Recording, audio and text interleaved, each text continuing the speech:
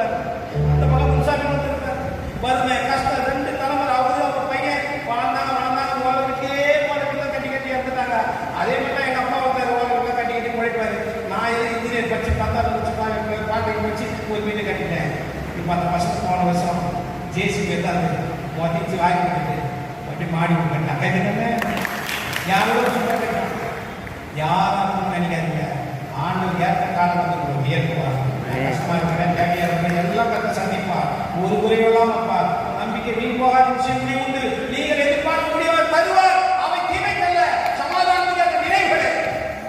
இந்த அம்மாக்கு 2 கோடி ரூபாய் கொடுத்த கோயில் போதான் 2 கோடி ரூபாய் கொடுத்து ஒரு சாப்பிட 2 கார் வர ஒரு அம்மாக்கு 2 கோடி ரூபாய் கிடைச்சிச்சு. யாரும் பேச மாட்டேங்கிறாங்க. 100 சவரம் வாங்கிச்சு, கார் வாங்கிச்சு, இடம் வாங்கிச்சு, வீடு கட்டிச்சு, எல்லாம் வாங்கிச்சு. 2 கோடி ஜாம ரெண்டா வந்தது. யாரும் என்ன ஒருத்தருக்குள்ள அம்மா கொடுக்கல, அக்கா கொடுக்க யாரும் எப்படி பேசுவாங்க? ஏதோ குடும்பம் அப்புறமா கூட பேசுவாங்க.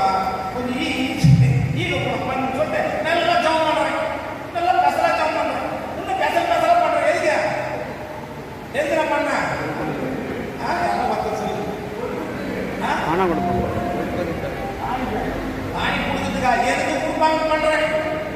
முஞ்சோடி எடுத்து கொடுக்குறது நல்லா பெசலா பண்றேன். எவ்வளவு வச்சுக்கிறப்பா கொடுத்துருவாங்க பண்ணா எதுக்கு தரல? அப்ப பாரு, பொருளாதார வளர்க்க முடியாது, பணம் பொருள் நிம்மதியாக பிரிக்க முடியாது. 1 லட்சம் ரூபாய் கிடைச்சது, வீட்டில் வச்சுட்டேன். 10 மணிக்கு போய் 1 லட்சம் கூட்டி கொடுத்துருங்க. 12 மணிக்கு எழுந்து போய் திறந்து பார்த்தேன், இருக்குது. ஓகே, லாக் பண்ணி பாக்கெட் வச்சு மாதிரி பார்த்தேன். மறுபடியும் 12 போனேன், மறுபடியும் 2 மணிக்கு போனேன், 4 மணிக்கு போனேன். எல்லாம் போனேன்.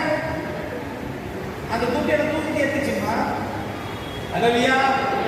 கட்டின வீடும்